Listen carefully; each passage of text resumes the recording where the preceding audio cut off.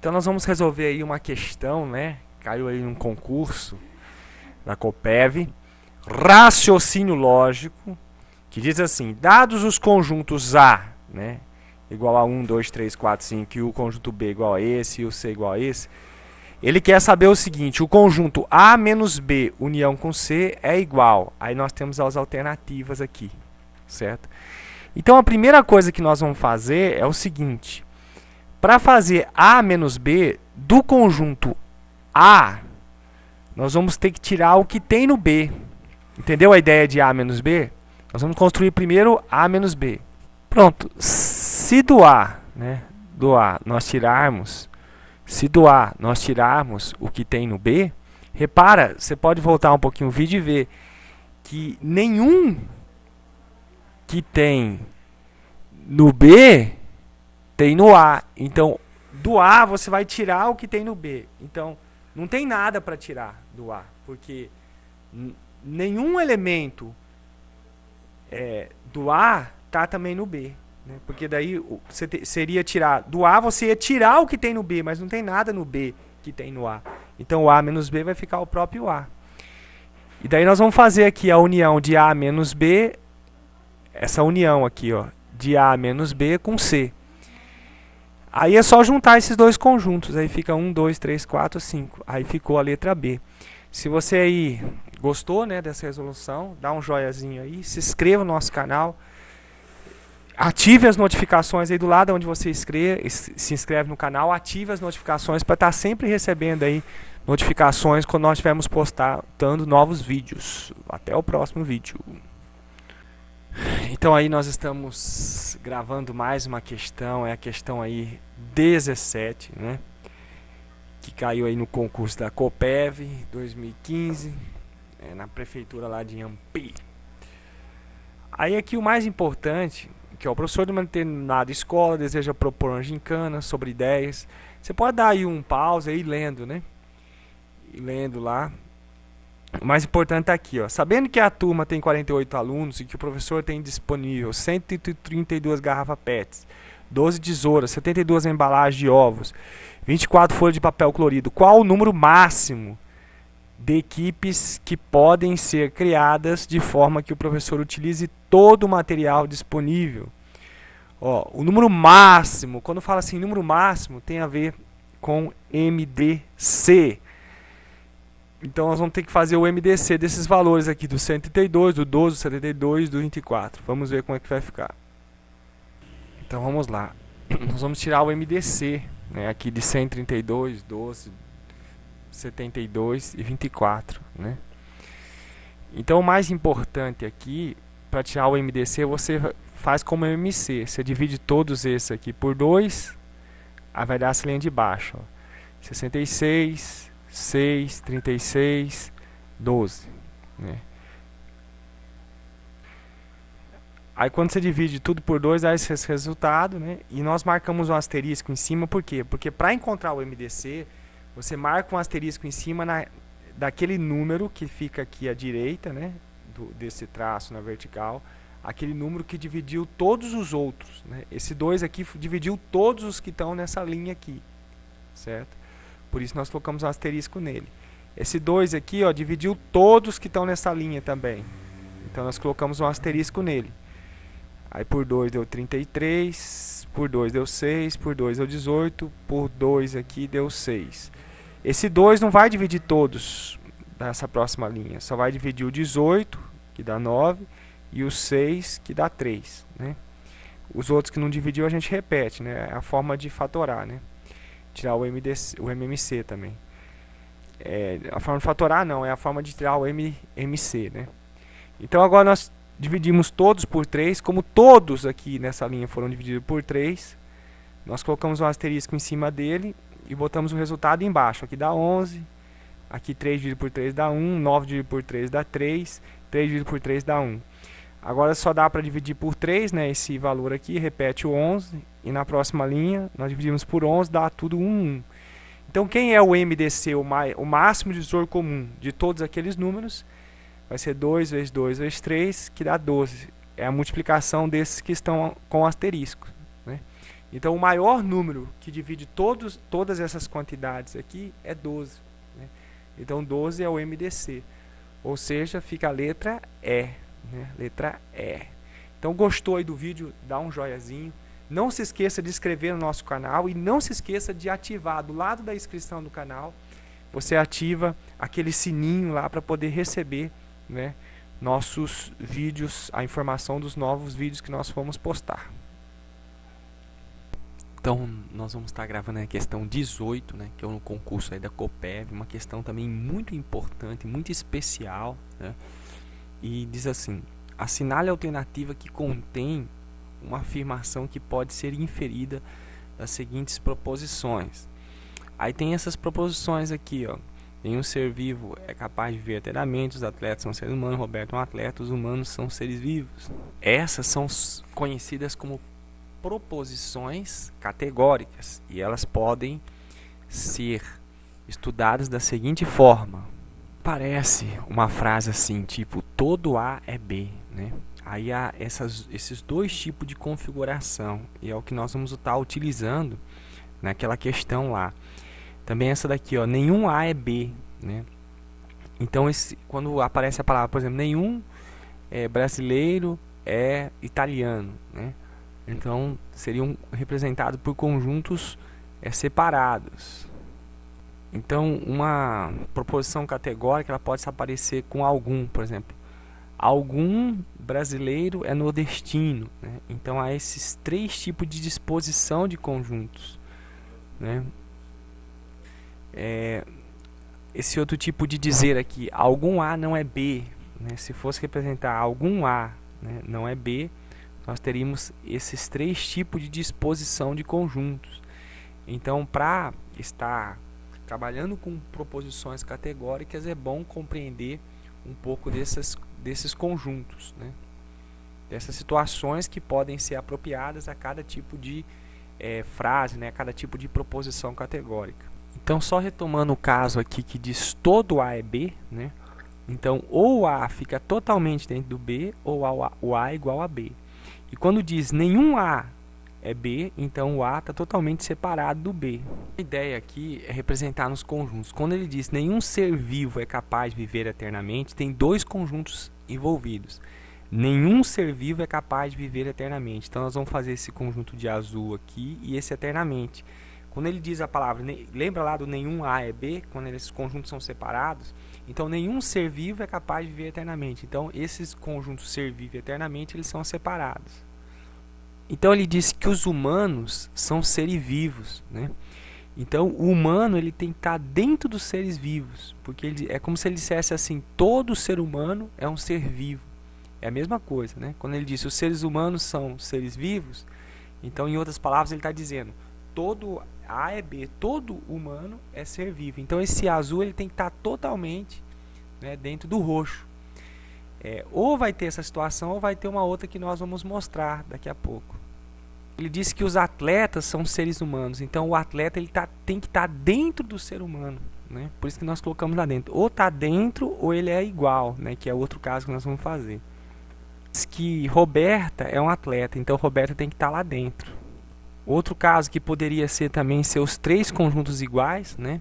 Em vez de estar um dentro do outro, que nós fizemos anteriormente, poderia os três conjuntos ser iguais. Poderia também, quando diz todo A é B, um conjunto pode ser igual ao outro. E uma outra situação, né, que nós vamos ver agora, outra situação possível era o conjunto do ser humano, né, ser igual ao dos atletas, né, e só o ser humano tá dentro dos seres vivos, mas não ser igual dos seres vivos. Seria outra situação. Mas sempre a Roberta está lá dentro. Agora nós vamos analisar as questões. Então a letra A está errada, porque ele disse assim, a Roberta não é atleta. É claro que Roberta é atleta, ela sempre vai estar dentro do atleta, né? Então Roberta não é atleta, está errado. Vamos para analisar a próxima. Nenhum atleta é ser humano, a letra B. Nenhum atleta é ser humano, também está errado, né? Porque os atletas estão sempre dentro do ser humano ou é igual, então essa está errada também. A letra C, todos os humanos são atletas, né? Não necessariamente, né? Se fosse assim, igual a esse aqui de Zaime, seria, né? Se fosse assim também, seria que os atletas é igual aos seres humanos. Mas nesse caso aqui não, ó. Então, se eu achar um caso que não é, já está descartado. Então, a letra C está descartada, porque aqui, ó, essas partes aqui, ó, nem todo atleta, nem todo ser humano é atleta, né? Roberta não é capaz de viver eternamente, a letra D. Essa aí está correta, porque Roberta ela não é capaz de viver eternamente, porque sempre Roberta vai estar separado, né, do viver eternamente. Então essa que é a resposta certa. Letra E também está errado, né? Alguns seres vivos são capazes de viver eternamente. Não são capazes, porque são todos separados, né? Então é isso aí, pessoal. Se inscreva no nosso canal, né? Dá um like aí se gostou. Vamos para a próxima, com a letra D. Então é com muita alegria, nós estamos aí resolvendo uma super questão, né? Uma questão super interessante de concurso público. Nós estamos aqui no horário aqui do Mato Grosso, 2h30 da madrugada, né? Então eu quero te incentivar aí até o final dessa questão, né? Eu tenho certeza que nunca mais a sua vida será a mesma na lógica, se você entender profundamente essa questão, né? E depois de nós fazermos uma questão como essa, eu, se fosse você, já se inscrevia no canal, né? Porque dificilmente você vai encontrar, né, pessoas que vão estar resolvendo esse tipo de questão de raciocínio lógico, uma questão muito interessante, tá? Se Beth concluir o relatório antes do prazo, receberá um aumento. Caso Beto receba um aumento, comprará uma máquina fotográfica. Se Beth terá fotos melhores se obtiver uma máquina fotográfica melhor. Essa última frase aqui, né, isso aqui é uma proposição, todas essas são 3 proposições lógicas. Eu destaco essa última porque olha onde aparece o se aqui, ó. Se obter uma máquina fotográfica melhor, então nós vamos começar daqui a frase. Se obter uma máquina melhor, Beth terá fotos melhores. Vamos para a solução? Bom, pessoal, não vai ter escapatória. Aqui nós vamos ter que usar a tabela verdade. Do se e do então, né, que é da condicional. Então aqui veja bem, a tabela do se e do então é assim: só o Vera Fischer é falso, né? Então quando você tem uma proposição lógica, né, com duas, na verdade nós temos uma proposição composta, que cada oração dessa, cada frase, na verdade, cada frase dessa tem 2 orações, porque tem 2 verbos, né? E ela é uma proposição composta, né? Então é composta porque tem 2 partes. Então a tabela verdade, quando tem 2 partes, uma oração, quando tem 2 partes, uma proposição lógica, é essa daqui. Aí o pessoal diz esse macete para o concurso: só o Vera Fischer é falso, né? Então se nós temos uma frase com 2 partes, então nós podemos ter 4 situações. A primeira parte sendo verdadeira, a segunda verdadeira, a primeira parte verdadeira, a segunda falsa, a primeira falsa, a segunda verdadeira, e a primeira falsa e a segunda falsa. E na tabelinha do se e do então, sempre que na lógica tiver essa proposição do se e do então, é possível nós obtermos 4 valores lógicos, 3 sendo verdadeiros e 1 sendo falso. A única lugar que será falso, o único caso que será falso, é quando a primeira parte for verdadeira e a última falsa. Nós temos um macete aqui para resolver esse tipo de questão. Nós temos que considerar a grande jogada dessa questão. Para resolver essa questão, você tem que considerar cada proposição dessa, ou seja, cada frase dessa, né, como ela sendo toda verdadeira, né, a conclusão dela sendo verdadeira. A conclusão está aqui, ó. Cada frase dessa tem 2 partes, né? Mas nós não sabemos se a primeira parte é verdadeira e a segunda é verdadeira, ou se as 2 é falsa, ou se uma parte é verdadeira ou falsa. Então nós vamos fazer todos os casos. Só são 3 casos que nós temos que fazer, né? Só o caso de ser as 2 partes verdadeiras, de ser a primeira falsa e a segunda verdadeira, e de ser as 2 falsas. Vamos para o primeiro caso, é esse aqui. Vamos considerar que essas 2 partes da frase sejam verdadeiras. E aí nós vamos estar preenchendo o restante. Se a primeira parte for verdadeira, a segunda tem que ser verdadeira, porque senão cai no caso Vera Fischer, né? O caso Vera Fischer, ela faz com que a conclusão da frase seja falsa. Então não pode. Então se a primeira parte for verdadeira, para que toda a proposição seja verdadeira, a segunda parte tem que ser verdadeira. E se essa segunda parte é verdadeira, essa primeira parte da segunda é verdadeira porque diz a mesma coisa. Aqui, depois da vírgula, nós poderíamos colocar a frase assim, Beth receberá um aumento. Ó, se Beth receber um aumento, tá vendo aqui, ó, Beth receberá um aumento. Se essa parte for verdadeira, essa também será verdadeira. E se a primeira parte é verdadeira, a segunda tem que ser verdadeira, né? Que é esse primeiro caso aqui, para que toda a conclusão seja verdadeira. E se aqui é verdadeiro, aqui também será verdadeiro, né? E se aqui for verdadeiro, aqui tem que ser verdadeiro para que a conclusão da oração, de toda a proposição, não seja falso. Então nós fizemos num concurso, você não precisa escrever a frase toda, você faz essa simbologia aqui, ó.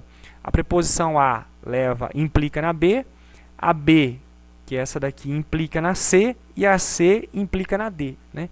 Então o esboço seria que se as duas primeiras aqui partes forem verdadeiras, todas as outras serão verdadeiras. Vamos passar para o próximo caso. Pessoal, tudo vai girar em torno dessa tabela aqui. Nós fizemos o primeiro, considerando que a primeira frase de cima tivesse nesse caso. Agora nós vamos fazer, considerando que a primeira frase de cima esteja nesse caso aqui de ser as duas partes falsas. E depois nós vamos analisar de ser a primeira falsa e a segunda verdadeira. Nós vamos fazer de conta que as duas primeiras partes sejam falsas. Vamos lá então. Se as duas primeiras partes forem falsas dessa frase, nós não sabemos se as duas são verdadeiras, ou se uma é falsa, outra é verdadeira, mas vamos supor que as duas partes sejam falsas. E aí nós vamos responder o restante. Se essa parte aqui é falsa e essa for falsa, essa aqui tem que ser falsa, porque essa parte aqui é a mesma que essa. Se a primeira parte da segunda frase for falsa, a segunda parte pode ser verdadeira ou falsa. É só você olhar na tabela, volta um pouquinho o vídeo aí e volta. E veja que se a primeira partezinha for falsa da tabela verdade lá do A parte do B pode ser tanto verdadeiro como falso, que a conclusão é verdadeira.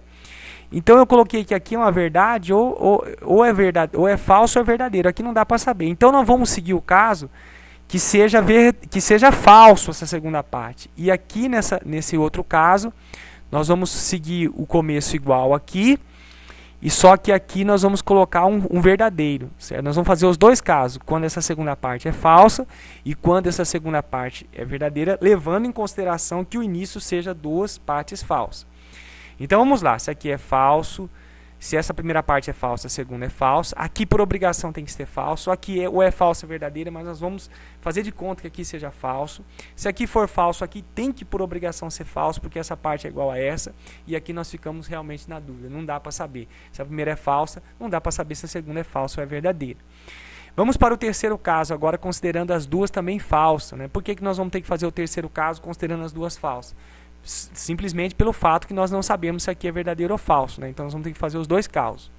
Se as duas primeiras for falsa, aqui de certeza será falso, aqui terá o caso de ser falso ou verdadeira, mas nós vamos, como em cima nós simulamos quando é falso, nós vamos simular aqui quando é verdadeiro.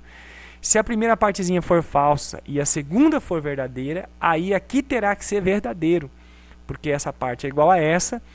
E se a primeira parte é verdadeira, para que a conclusão seja verdadeira, a segunda parte tem que ser verdadeira, né? Então, fazendo um resumo, né, nós vamos abrir agora o vídeo, fazendo um resumo aqui, ó, como é que ficaria desses dois casos, né? Falso, falso, falso, falso, falso, falso, verdadeiro, né? Então, aqui quase todas, se as duas primeiras forem falso, poderá aqui ser tudo falso, só aqui a gente fica na incerteza, né? E o outro caso que deu esse terceiro caso, um resumo aqui, seria os dois falso, falso, verdadeiro e o restante tudo verdadeiro. Passaremos para o quarto caso. Esse quarto caso, daquela tabela lá, nós vamos até voltar lá para você ter uma ideia, nós vamos fazer, se não me engano, o terceiro caso da tabela, isso, vamos voltar lá na tabela. Que lembra que nós estávamos vendo essa tabela? Então, nós vamos fazer essa terceira linha, supondo, né, que a frase de cima, a primeira parte seja falsa e a segunda verdadeira. Então vamos lá. Supondo, né, que a primeira parte seja falsa e a segunda verdadeira dessa primeira frase, se aqui for verdadeiro, aqui terá que ser verdadeiro, porque diz a mesma coisa, né? Tem algumas letrinhas diferentes, mas o sentido é o mesmo. Se aqui for verdadeiro, aqui tem que ser verdadeiro, porque senão cai naquele caso da tabela do Vera Fischer, né? Não pode ser verdadeiro e falso aqui. Então aqui a gente fica amarrado para ser verdadeiro. Se aqui é verdadeiro, aqui tem que ser verdadeiro. E se a primeira é verdadeiro, para que tudo seja verdadeiro, a segunda tem que ser verdadeira. Pronto, nós fizemos um resumo dos 4 casos possíveis, que são esses aqui. Qualquer dúvida, você volta o vídeo aí, você vai ver que só tem esses casos possíveis. Ou ser tudo verdadeiro, que nem no primeiro caso. No segundo caso, deu tudo falso, né? Só aqui ficou a dúvida. O terceiro caso, metade aqui é falso e as outras metades é verdadeira. E esse último caso, que começa com falso, só o primeiro é falso e o restante tudo é verdadeiro. Agora nós vamos estar respondendo as perguntas. Vamos lá para a primeira. A primeira letra A diz assim: Beth terá fotos melhores? Aonde que diz respeito aqui de Beth terá fotos melhores? Aqui é a terceira frase, né? Beth terá fotos melhores. Mas lembra que essa parte nós colocamos no final lá? No final da terceira proposição, no final da terceira frase. Então isso aqui é o final da terceira frase. Vamos ver? Então para responder a questão nós só precisamos desse resumo aqui, tá? Beth terá fotos melhores? Essa que é a pergunta dele. Beth sempre terá fotos melhores? Então, é a última parte da terceira frase. Então, aqui é verdadeiro e no quarto caso também é verdadeiro. Só no segundo caso que nós não sabemos se é verdadeiro ou falso. Então, essa letra A não pode ser verdadeira, porque fica na dúvida. Só estaria correta essa letra A se todas as respostas aqui da proposição D fossem verdadeiras. Então essa está errada, porque existe uma possibilidade de não ser verdadeiro, que é no segundo caso. Vamos para a outra letra. Essa letra B diz assim: Beth não terá um aumento. É a negação, ó, aqui já está isso na segunda frase, na segunda proposição lógica. Está escrito aqui, Beth não terá um aumento, é a negação dessa primeira parte aqui, ó. Então nós vamos ter que olhar a primeira parte da segunda frase. Aqui está dizendo que Beth não terá um aumento, então tem que ser tudo falso. A primeira parte da segunda frase tem que ser tudo falso naquele esquema final que nós fizemos. Ó, o primeiro caso já tem um caso que pode ser verdadeiro, então essa já está errada. Aqui pode ser verdadeiro, no segundo caso pode ser falso, no terceiro falso, no quarto falso. Verdadeiro, aliás. Teria que ser tudo, esse início da segunda proposição, todas eles teriam que ser falso para que essa segunda questão fosse a verdadeira. Então vamos para a letra C agora. E agora vem uma parte muito legal da lógica, que é essa letra C aqui, ó. Se Beth não concluir o relatório antes do prazo, não receberá o aumento.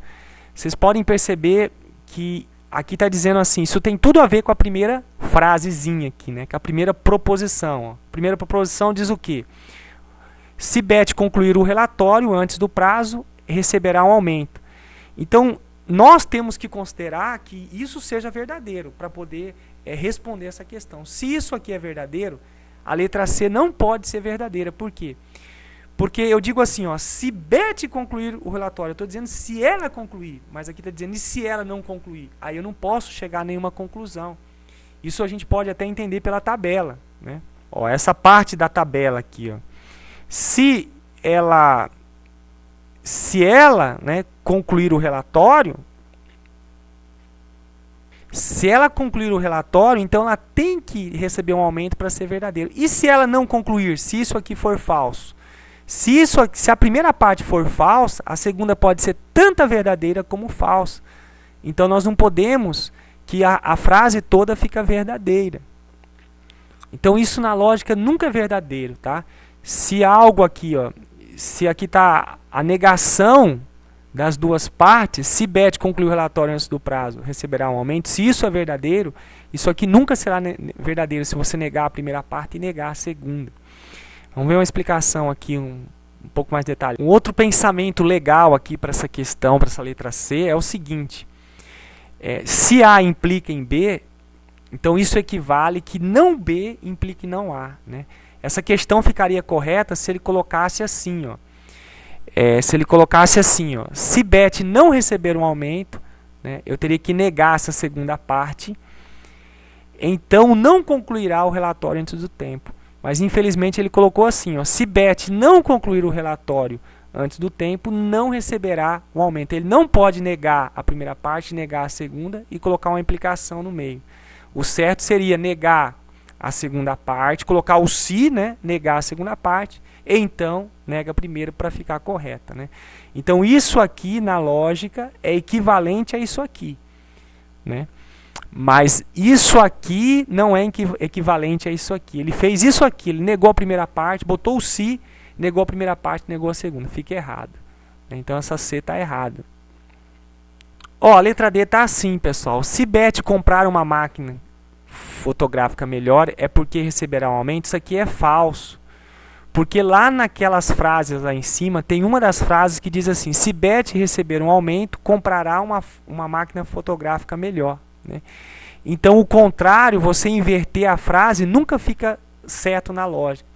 Se A implica em B, lá nas frases lá do texto tem uma frase assim: se isso implica nisso, não quer dizer que isso aqui implica nisso. O contrário não é verdadeiro. Se Beth recebe um aumento, comprará uma máquina fotográfica, não implica, se isso for verdadeiro, não quer dizer que se Beth comprar uma máquina fotográfica, ela vai receber um aumento.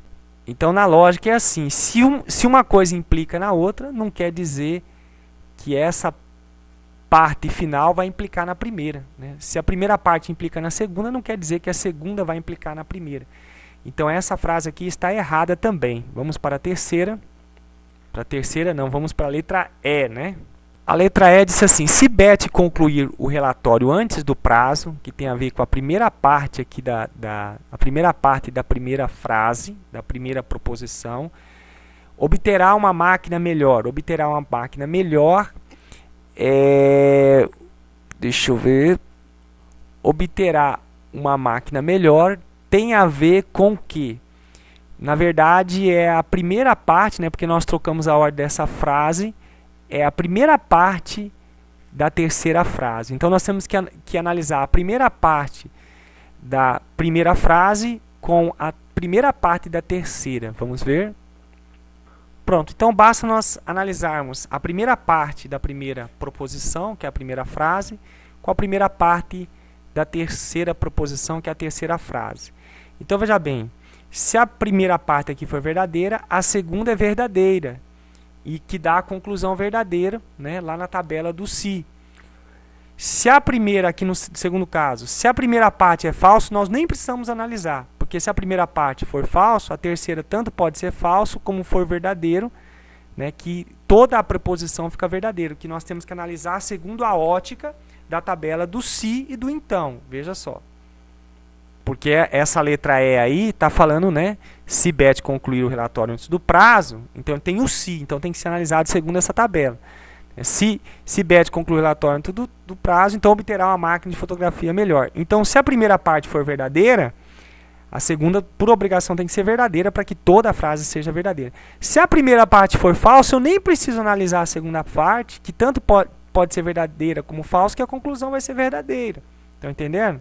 Pronto, então a primeira aqui, frase, só tem esse caso que começa com verdadeiro. Se for verdadeiro, né, o início da terceira aqui também é verdadeiro. Pronto. Aqui o início é falso da primeira frase, aí tanto faz. Aqui a C, né, que diz respeito da segunda parte aí, da letra D, então pode ser falso ou verdadeiro. Aqui é falso, aqui é verdadeiro. Começou com falso, aqui é verdadeiro, tanto faz. Então essa é a letra certa, né? Por que é a letra certa? Porque se a primeira parte é verdadeira, na tabela é verdade, a segunda tem que ser verdadeira para a conclusão ser verdadeira. Se a primeira é falsa, não se preocupa com a outra, que tanto faz ser verdadeira como falsa, né, que vai ser a conclusão verdadeira.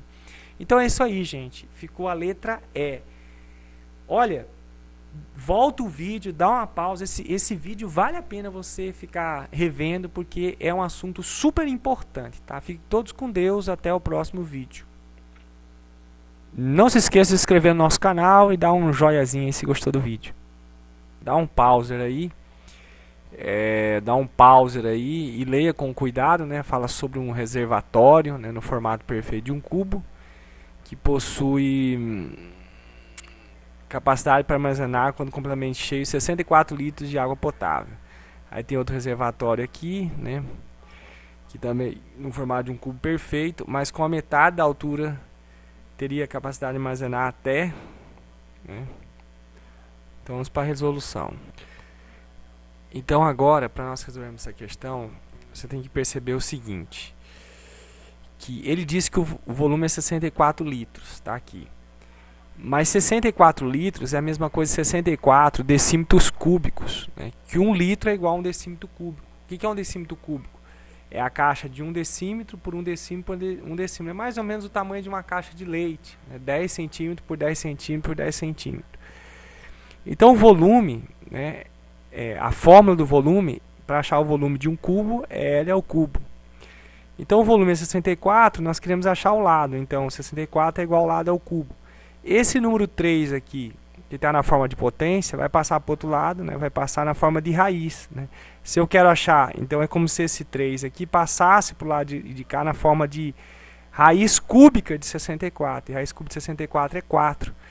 Então, para que o volume seja 64, o lado tem que ser 4. Ó, porque 4 vezes 4 vezes 4 é que vai dar 4 decímetros, é que vai dar 64 decímetros cúbicos, que equivale a 64 litros. Aí ele pergunta, então esse cubo, né, que tem 64 litros, na verdade ele tem 4 decímetros de cada aresta, né? E se um cubo ele tiver a metade, ele vai ter 2 decímetros em cada aresta, né? Então depois que nós descobrimos esse, ele quer saber o volume de um cubo perfeito que tem a metade, né, da aresta em relação ao outro. Aí é só multiplicar, ó. 2 vezes 2 vezes 2 dá 8, né? Então daria 8 decímetros cúbicos, 1 decímetro cúbico que eu já disse, né, que é 1 litro, né? Então a aresta, que é a altura, né, que é a mesma coisa que a aresta, desse é metade desse. Se esse é 4, desse é 2. Gente, gostou do vídeo aí? Dá um joiazinho, né? Se inscreva aí no nosso canal, mas se inscreva mesmo, não deixa para depois não. Se inscreva no nosso canal e mais, ative as notificações aí, né, do YouTube, para estar logo do lado ali de onde você se inscreve, você ativa para estar podendo receber notificações sempre que postarmos novos vídeos. Gravar aí mais uma questão, a 21, que é o concurso aí da Coppev, né, 2015. Se a numeração dos imóveis das ruas somente admitisse números primos, obedecendo rigorosamente a ordem crescente dos números sem pular nenhum número, né? Então aqui ele está dizendo se a ordem da rua, né, ela fosse de acordo com a ordem crescente dos números primos e sem pular nenhum número, né? A letra A. Em todas as ruas com mais de 6 casas haveria o imóvel de número 41. Vamos analisar essa situação. Olha, observe o seguinte. Aqui nós colocamos todos os números primos, né, o 2, o 3, o 5, o 7. O número primo é que divisível por 1 e por ele mesmo. Então nós colocamos aqui os números primos até o 41. E ele estava dizendo na questão, né, que...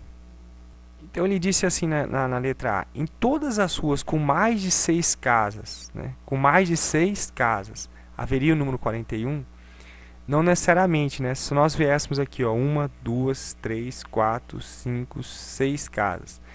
Mas quem garante que vai ter 7 casas, 8 casas ou 10 casas? Não sabemos. Então, com mais de 6 casas, pode ser que na rua tenha só 7 casas. E daí não chegaria, né, no número 41.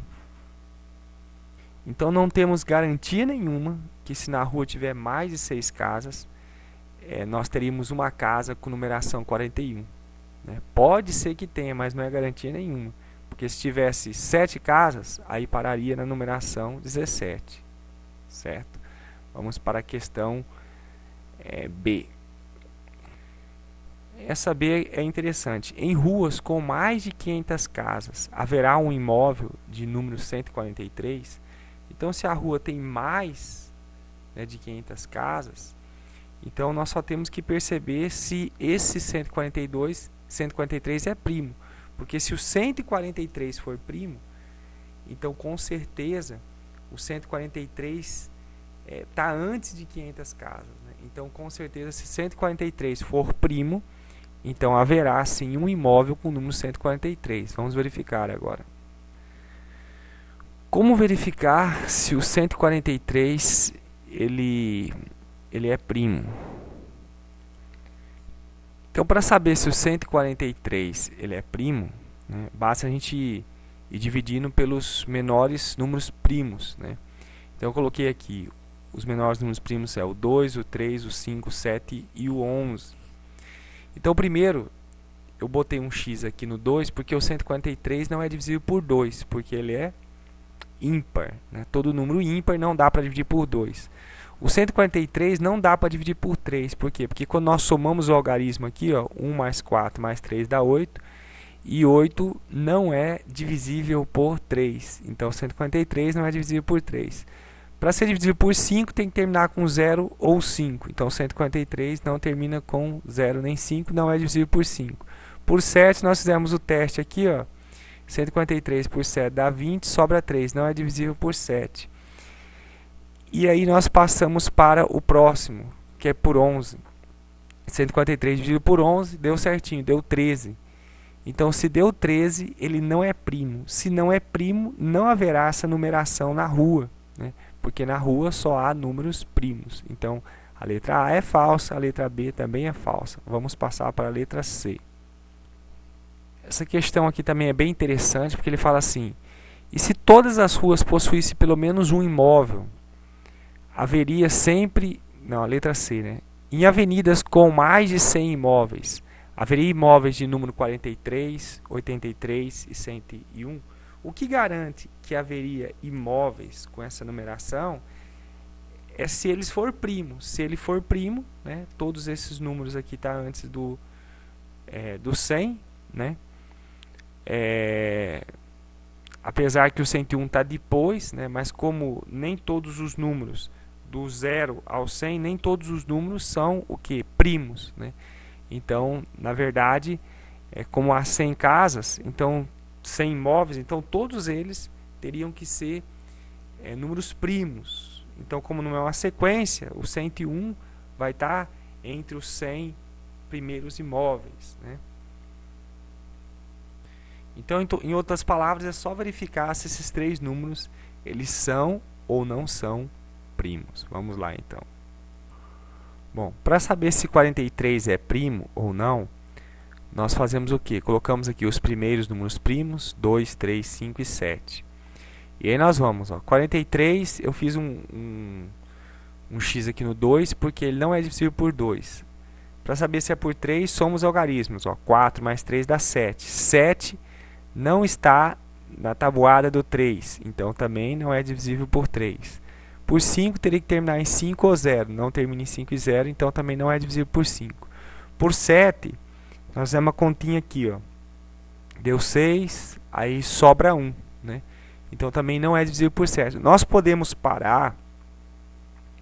Isso é um teste, né? Se é primo ou não. Aí nós podemos parar aqui porque o quociente aqui, que é o 6, tá bem pequenininho aqui onde eu estou com a mãozinha, é o 6. Se o quociente for menor que o divisor, e se a gente for dividindo pela sequência, né? E se chegar num valor em que o quociente é menor que o divisor, se até ali nós não encontramos nenhum divisor, se até ali nós não encontramos uma divisão exata, então nós não vamos encontrar mais. Então, de certeza, 43 é primo. Só seguir a mesma metodologia nos outros, ó. Colocamos aqui os primeiros números primos, 2, o 3, o 5 e o 7. 83 não é divisível por 2, porque é ímpar. Não é dividido por 3, porque somando os algarismos dá 11. Né? 11 não está da bola do 3. Não é por 5, porque não termina com 0 e 5. Não é por 7, porque nós fizemos o teste aqui, deu 11, sobrou 6. E aí nós podemos parar. Né? Por que nós podemos parar? Ah, não, nós não podemos parar ainda. Nós temos que continuar. Pronto, fiz a divisãozinha aqui no canto. 83 dividido por 11 dá 7 e sobra 6. Ó, o quociente é menor que o divisor. Se até aqui não deu uma divisão exata, mesmo que eu continue pelo 13, pelos outros, não vai dar exata. Né? Então, 83 é primo. O 101 é a mesma coisa, né?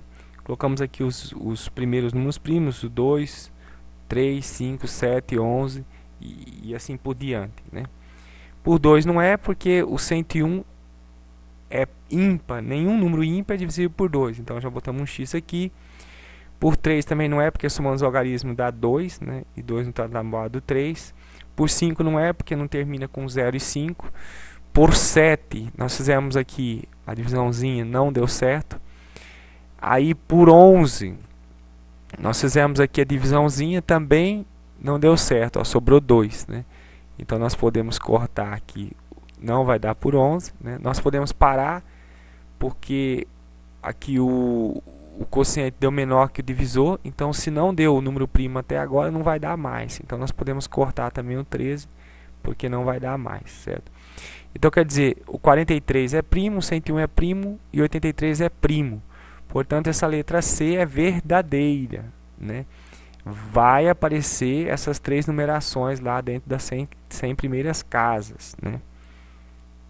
Agora, a letra D.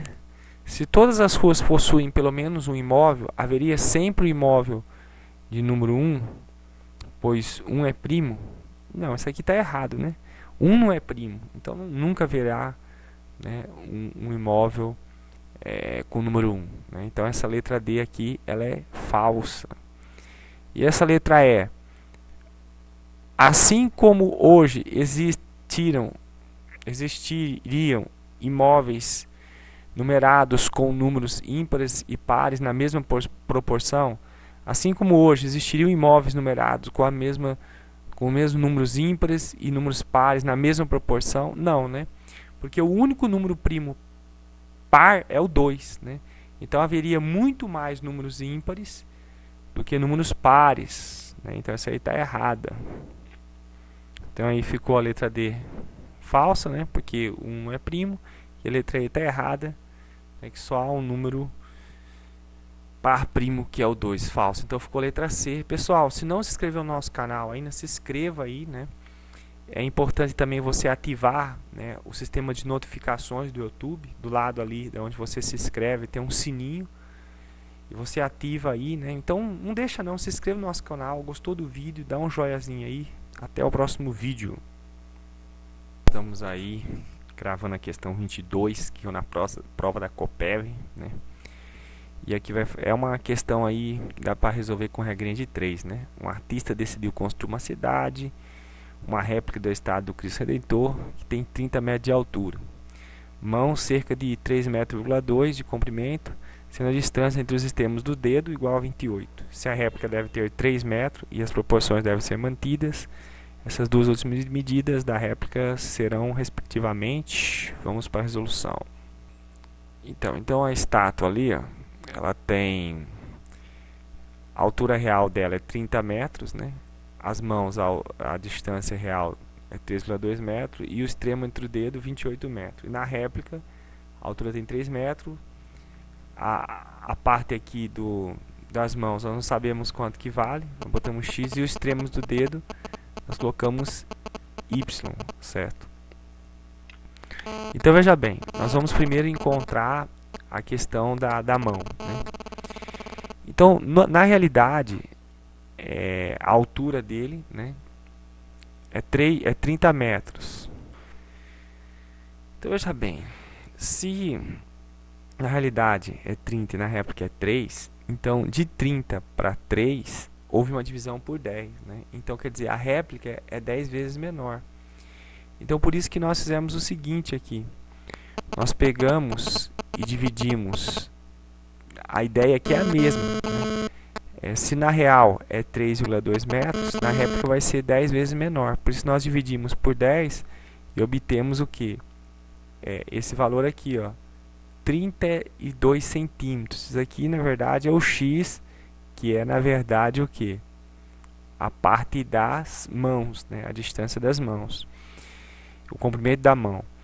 E aqui a outra parte, né? Que é a distância entre os extremos do dedo, né? Se na realidade a altura é 30, é a mesma questão daqui, né? Se a altura é 30 e na réplica a altura vai ter 3, então houve uma divisão por 10. O que deve ser mantido, né, é a mesma proporção em relação à distância das extremidades do dedo, que se for de 28 metros na realidade, na réplica vai ser 10 vezes menos, seguindo esse padrão aqui. Então nós dividimos 28 por 10, né, e nós obtemos 2,8. esse valor aqui é o valor do y, né? Deixa eu colocar aqui. Então esse aqui é o valor do y, que vai ser igual a quê? Vai ser igual a 2,8 metros. Ou seja, a letra que está de acordo com essas medidas, 32 centímetros, né? Que 0,32 metros é a mesma coisa que 32 centímetros. Então a letra que vai estar de acordo com essa questão é a letra B. Certo? Então, estamos incentivando aí você se inscrever no nosso canal, né? Se gostou do vídeo, dá um joinhazinho. Não deixa para depois não, se inscreve logo. Ativa as notificações aí do lado da onde você se inscreve, né, no canal, para você, num lugar que tem um sininho, para você poder estar recebendo aí sempre que nós postarmos novos vídeos, né, todas as informações aí, né? Então até o próximo vídeo. Então, essa questão número 6 aí, né? Questão número 6 não, questão número 23, né, que é no concurso da Coppev, diz assim: em um posto de saúde de uma determinada localidade são diagnosticados 3 vezes mais casos de febre zika do que casos de dengue. No mês de agosto de 2015, o posto atendeu 1.000 pacientes, sendo 600 com patologias diversas, demais de casos de zika e dengue. Então, quer dizer, os casos de zika e dengue é 600, né? Porque se 1.000 pacientes foram atendidos e 400 é com outro tipo de doença, então quer dizer que 600, ele estava dizendo aqui, os demais é de zika e de dengue, ou seja, esses 600 é de zika e de dengue. Os números de casos de febre, zika e dengue atendidos no posto naquele mês foram respectivamente, né? Nós vamos fazer o cálculo de quanto foi de zika e de quanto foi de dengue, porque a soma dos dois dá 600. Bom, essa questão aqui, veja só, como o número de casos atendidos, né, de zika é 3 vezes maior do que dengue, então nós colocamos aqui, nós colocamos para dengue um x. Então se de zika é o triplo, então nós colocamos 3x, né? Então somando 3x mais x tem que dar 600. 3x mais x, 4x é igual a 600, x é igual a 600. Esse 4 passa dividindo, então vai dar x igual a 150. Então se são 150 casos de atendimento em relação a dengue, né, zika é o triplo. Então 3 vezes 150 dá 450 casos de zika. E de dengue nós já vimos que é 150. Então o que está de acordo com esses resultados é a letra C da questão. Certo? Então, gente, se inscreva aí no nosso canal, né? Você só tem a ganhar com isso. Vocês estão vendo que nós estamos postando aí sempre questões para concurso público, né? Não esqueça de ativar naquele sininho. Procura aí perto da parte de se inscrever no canal, tem um sinozinho, ativa as notificações para você estar sempre recebendo aí notificações sempre que nós postamos novos vídeos. Dá um joinhazinho, se inscreva no nosso canal. Fiquem todos com Deus, até o próximo vídeo. Então aí nós vamos estar gravando agora, né, mais um vídeo aí. Questão 24 da Coppev, raciocínio lógico. 4 pacotes de arroz, 4 pacotes de alimento, arroz, feijão, farinha e milho, devem ser empilhados de modo que um pacote não fique por baixo de outro mais pesado. Se o peso dos pacotes de arroz de arroz e feijão é 13 kg, o peso do pacote de feijão, milho e farinha junto é 22 kg, e o peso do pacote de feijão e farinha juntos é 17 kg, e o peso de milho é a metade do peso do pacote de feijão, em qual desses pacotes devem ser, em qual ordem os pacotes devem ser empilhados? Vamos para a solução. Então, continuando aqui, ó, nós vamos montar as equações. Ó. O pacote de arroz mais de feijão, 13 kg. O pacote de feijão, milho e farinha, 22 kg. Feijão mais farinha, 17 kg. Aí nós vamos somar tudo. Ó. Passa um traço aqui, soma tudo. Ó. De feijão, são 3 pacotes aqui. Ó. 1, 2, 3. Então, vou colocar aqui, ó, 3 pacotes de feijão. De arroz, nós estamos aqui. Farinha tem 2, né? Então, nós vamos somar tudo, essas 3 equações. A banda da esquerda das 3 equações. Então vai dar 1 de arroz, né? 3 de feijão, 2 de farinha, mais 1 de milho.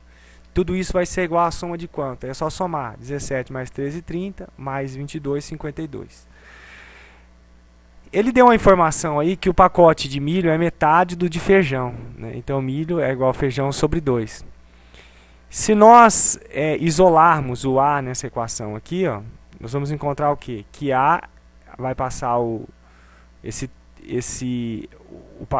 F aqui, passa para o outro lado, né? Então vai dizer que o pacote de arroz é igual a 13 quilos menos o pacote de feijão, o peso do de feijão. E FA, que representa a quantidade de quilo da farinha, vai ser igual a 17 menos FE, né? A gente pegou essa última equação aqui. Esse FE está somando, passa para o lado de lá, subtraindo. Agora é só substituir na equação maior aqui, na equação mãe, né? Quem é o A? Está lá no canto, ó, 13 menos FE. Mais 3FE, seguindo a equação, mais 2FA. Quem é o FA? No cantinho ali a gente já viu que o FA é 17 menos FE, né? Mais FE sobre 2 igual a 52. Aí multiplica, né? 2 vezes 17 dá 34. 2 vezes FE dá menos 2FE. 2 vezes menos FE, né? Dá 2FE. Aí junto, ó, esse 2FE que eu passei no traço, menos o FE, vai dar menos 3FE. Aí corta, cancela que esse 3FE é positivo. Vai desaparecer tudo isso. O 13 dá para somar com 34, dá 47, mais FE sobre 2 igual a 52, né? Aí nós passamos o 47 para o outro lado, subtraindo, né? E nós vamos descer aqui. Pronto. Aí ficou como? Multiplicando cruzado, o FE é igual a 10 kg. A partir daí a gente acha tudo, né? O milho não é... O valor do peso do milho não é do feijão dividido por 2. Então o feijão é 10, 10 sobre 2, 5. O de arroz nós não vimos lá que é 13 menos a quantidade de feijão. Então 13, feijão é 10, menos 10, arroz dá 3. E de farinha não é 17 menos a quantidade, 17 menos o valor do feijão, né?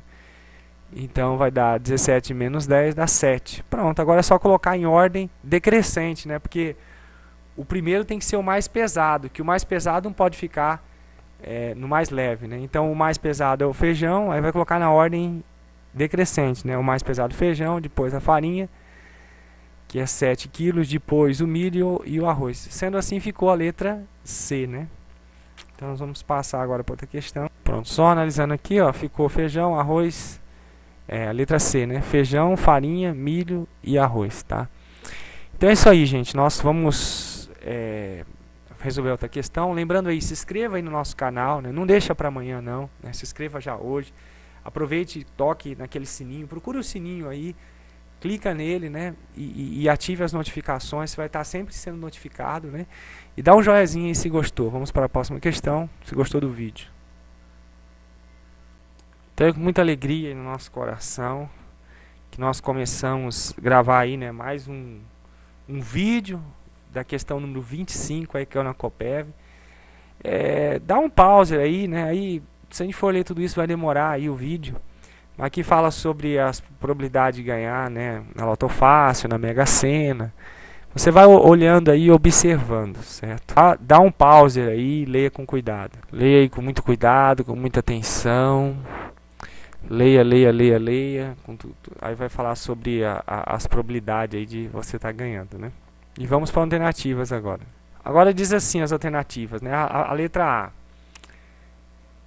Na Mega Sena, jogar 2 bilhetes com 6 dezenas com números diferentes aumenta a chance de ganho em relação a uma única aposta usando um único bilhete com 8 dezenas? Então essa letra A está errada. Por quê? Porque se você joga um bilhete, né, com 6 dezenas ou com 6 números, cada dezena é um número no jogo da Mega Sena, né? Então se você joga se você faz um bilhete com 6 dezenas, a probabilidade de você ganhar é de 1 para 50 milhões. Eu coloquei aproximado aqui, certo? Coloquei aproximado até porque não compensa você colocar os outros valores, né? Aproximadamente 50. A probabilidade é de 1 para 50 milhões. Se você joga 2 bilhetes, a probabilidade vai ser 1 para 25 milhões, né? A probabilidade de você ganhar, ela diminui, ela aumenta na metade, né? Apesar desse número aqui diminuir, na verdade a probabilidade vai aumentar, né? Você vai ter mais chance de ganhar, porque quanto menor esse número aqui, a chance é maior, né? E quando se usa 8 dezenas, então a chance vai ser maior ainda. Eu tive pesquisando ali na própria Mega Sena, né? Se você jogar com 8 dezenas, a chance é de 1 para 1.780.000. né? Essas informações estão no próprio site da Caixa. Então, quanto mais dezenas você jogar, se você jogar com 6 dezenas, você tem que acertar todas para acertar, né, na Mega Sena, para pegar o prêmio principal. Então, a probabilidade de você ganhar esse prêmio principal, ela é uma probabilidade muito difícil, né? É uma probabilidade muito baixa. Então, se você joga com 7 números, a sua chance vai aumentar muito. Se você joga com 8 números, então a chance aumenta muito mais, né? Então, a chance de 1 para 780, 1.780.000 é muito maior a chance de você ganhar, né? Então, por isso que essa está errada, né? Então, a chance, quando você joga 8 dezenas, é muito maior de quando você joga 6 dezenas. A letra B está certa, por quê? Porque se você jogar, né, na Loto Fácil, vamos ver lá a letra B antes, né? Então, a letra B aqui fala o seguinte: para ganhar na quina usando 5 dezenas, né, a quina já fala quina vem de 5. 5 dezenas é 7 vezes mais difícil do que ganhar na Loto Fácil usando 15 dezenas, né? Então, se você ler o quadro aqui em cima, você vai ver, né? Ó, no Loto Fácil está dizendo aqui, ó, a chance é de 1 para 3.268.760. E na quina, com 5 dezenas, é de 1 para 24 milhões aproximadamente. Vamos para a questão.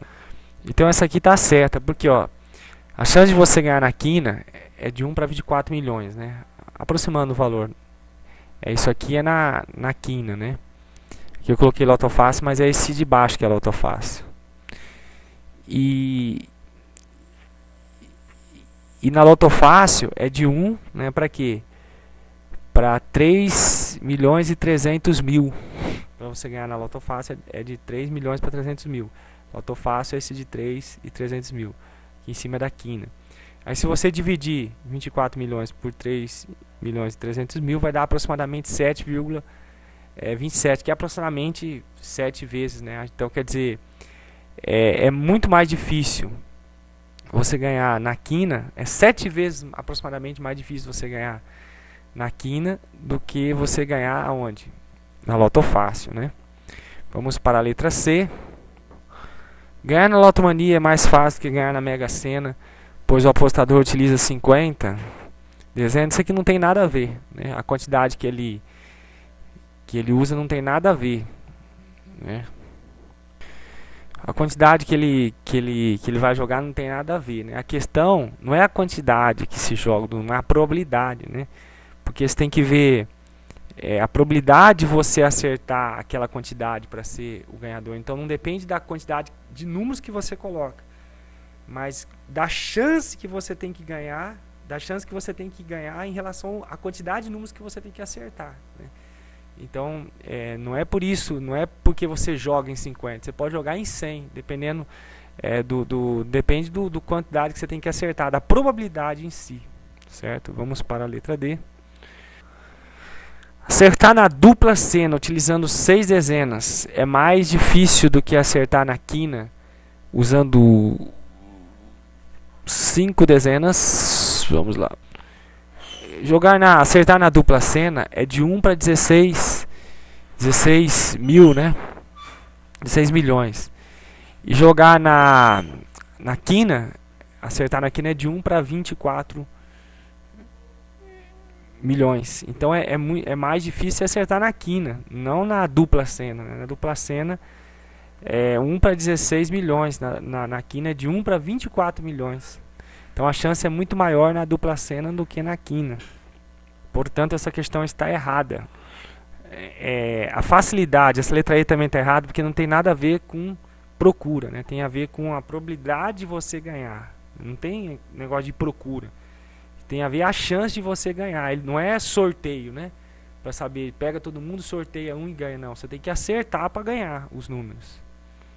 Então, como eu falei, isso aí está errado. Não tem nada a ver com a procura, mas com a probabilidade, né, de se ganhar, né?